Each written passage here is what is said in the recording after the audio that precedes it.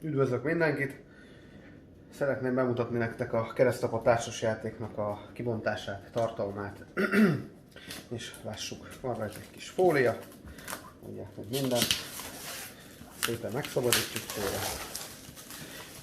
És annyit kell tudni, hogy ez a társasjáték ez nem a legolcsóbb kategóriába tartozik, mert úgy körülbelül egy 20 000 forintos társasjáték. Előzetesen úgy gondolom, hogy megéri az árát, de ezt majd reméljük hamarosan megtudhatjuk.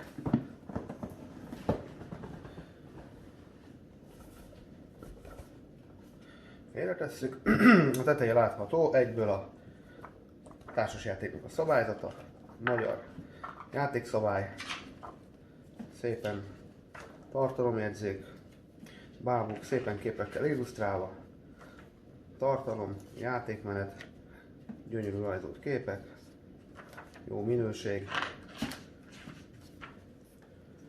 Elsőre nem tűnik olyan vészesnek, 15-17, nagyjából lefizetésvád is szépen lehet, itt 25-30 oldalas játékszabály, hát 27 plusz a teteje. Kíváncsi leszek majd mennyire lesz nehezen tanulható. Következnek a város, az üzletek és a bolt jelző táblák, amiket majd a karaktereinkkel el lehet foglalni. Ez egy elég vaskos kis kartonban van, úgy kell őket egyesével kitörögetni majd. Így elég masszívnak tetszik. Bízunk benne, hogy tartós lesz, ha nem, akkor lehet, hogy kellene már rajta egy kis védőfóliát alkalmazni. Eljöttünk a játéktáblához, ha minden igaz, ez egy 4 részes nagy játéktábla. Ez egy egyoldalas játéktábla, ahogy látható, vastag, jó minőségű, egész jó a nyomtatása, és igazából így elsőre semmi kivetni valót nem látok benne. Reméljük, hogy bírni fogja a hajtogatásokat. Ejha, ránézésre nagyon szépen becsomagolva a kártyák, külön csomagolva a kártyák, ezek elvileg a feladatos kártyák, mellette a kis doboz, amit elvileg a tisztálmosott pénzünket lehet majd szépen beletenni. Újabb kártya, doboz, nagyon jó, szépen megcsinálva, mindennek megvan a maga helye, vissza lehet tenni, remek, jó ki. Elővesszük a bábutartókat,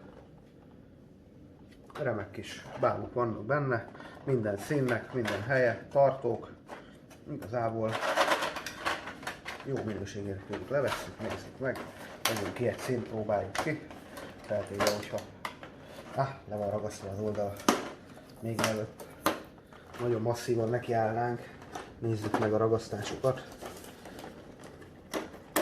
ne törjünk szét semmit, mert hál' Istennek ebbe vissza lehetne csomagolni szépen helyigényesen, hogyha jár. Lássuk a bábukat. Ó, van benne egy szép kis autó. Egész jó kis műanyag elemek ezek. Különböző kategóriás bábuk. Szépen megmunkálva. Vannak benne különböző színek, formák.